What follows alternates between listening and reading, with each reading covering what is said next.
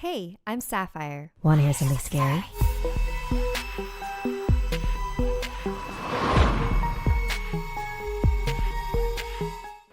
During a very cold winter when Kay was 8 years old, she developed a very serious chest infection that hospitalized her. She was constantly coughing and struggling to breathe, so the nurses advised her parents to leave her at the hospital for a few days. The walls of the children's ward were covered in happy cartoon characters, which made the rooms feel warm, despite the sterile smell. At the end of the ward, there was a single room with windows looking out into the ward. Inside was a small girl in a pink nightshirt and pajama bottoms, with no hair and a drip hooked up to her small, thin arm. That's Amy. She's been here for quite a while. The next day, it was playtime after lunch. Kay pulled out some comic books that she had brought with her and caught a glimpse of Amy through her window. She waved the book to her, and Amy nodded vigorously and motioned for her to come in. "Can I go in her room?" Kay asked her nurse. "Of course. That's very sweet of you. Most of the other children won't go near her." Kay entered Amy's room, and they instantly became great friends. Amy loved to sing, and they made up silly dances to some of her made-up songs.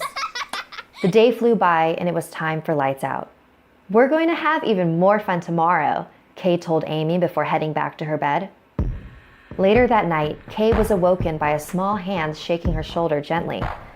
She opened her eyes to find Amy, standing beside her bed. "I need to go outside. Will you help me?" Kay looked around the ward. There was no one else there. No kids, no nurses, just her and Amy. Before Kay could make sense of what was going on, Amy took her hand and they walked slowly down the hallway. The entire hospital was empty.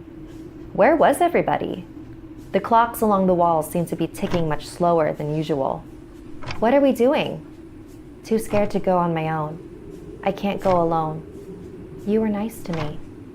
After what seemed like hours, Kay and Amy finally reached the main entrance, and Amy let go of her hand. "Should I come too?" Amy shook her head. "It's my turn. You have to wait for your turn." Thinking it was a game, Kay asked if it would be her turn when she came back inside. Amy shook her head again, sadly. "Are we still going to play together tomorrow?" "I don't know. You have to go back now." "I'm not going back without you. I don't want you to get in trouble." "You have to go back. Can't stay. Go back."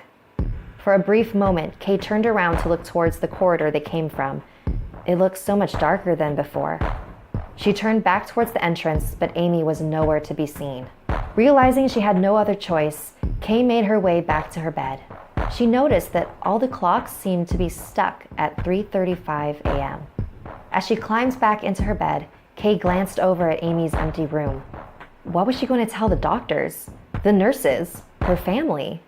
The next morning, Kay awoke to the nurse clapping her hands to wake everyone up for breakfast.